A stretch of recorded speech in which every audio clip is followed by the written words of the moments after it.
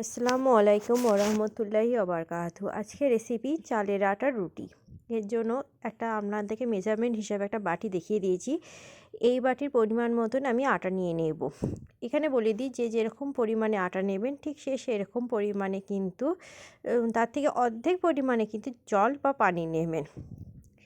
একই কোয়ান্টিটিতে নিলে পারে কিন্তু জলটা বেশি হয়ে যায়, তাই অর্ধেকটা জল নেবেন। এরপর এতে দিয়ে দেবো লবণ খুবই স্বাদ মতন এবং দিয়ে দেবো সাদা তেল ওই হাফ চামচেরও কম, জাস্ট অল্প। এটা দেওয়ার কারণ এটাই যাতে আটাটা যেন চিটকে না যায় বা লেগে না যায়। এগুলোকে দিয়ে ভালো করে নাড়াচাড়া করে একটু ফুটিয়ে নেব। জলটা ফুটে উঠলে এতে দিয়ে দেবো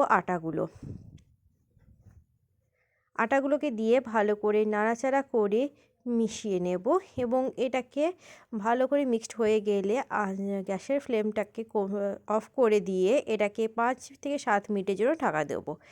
এইখানে এই জন্য ঢাকা দেবো যাতে আটাটাকে ভেতর থেকে যেন নরম হয় এবং এই যে কাঁচা ভাবটা থাকে সেটা যেন না থাকে। এখানে বলে দিই আজকে যে এরকমভাবে আলু চালের আমি রুটি করে দেখাচ্ছি, এইভাবে কিন্তু আপনারা নর্মাল রুটিও করতে পারেন কিংবা রুল ময়দারও আটার রুটি করতে পারেন, দেখবেন খুবই সুন্দর হবে এবং খুব সফট হবে। এবার অল্প অল্প জল দিয়ে এটাকে একটা সফট ডো তৈরি করে নেব। এখানে কিন্তু খুব একটা জল লাগবে না, অল্প অল্প জল দিয়েই কিন্তু এটা হয়ে যাবে। আপনারা দেখলে বুঝতেই পারবেন ঠিক কতটা সফট একটা ডো তৈরি করেছি।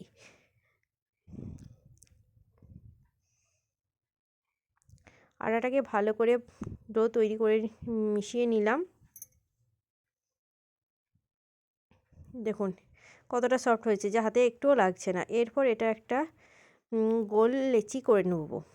লেচি করে এটাকে সুন্দর করে বেলে নেব।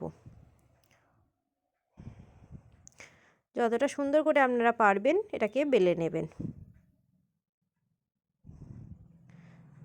থিকনেসটা দেখে বুঝতে পারছেন ঠিক কতটা হয়েছে। এরপর একটা তাওয়া চাপিয়ে দিলাম। এরপর এটাকে এপিঠ ওপিঠ ঘুরিয়ে ঘুরিয়ে সেঁকে নেব। নর্মালি যেরকম আমরা রুটি সেঁকি ঠিক সেরকম করে নেব।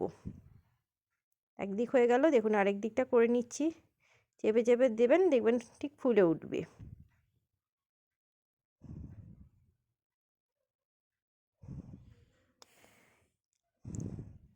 রুটিগুলো হয়েছে দেখলেই বুঝতে পারবেন ঠিক কতটা সফট রুটি তৈরি হয়েছে।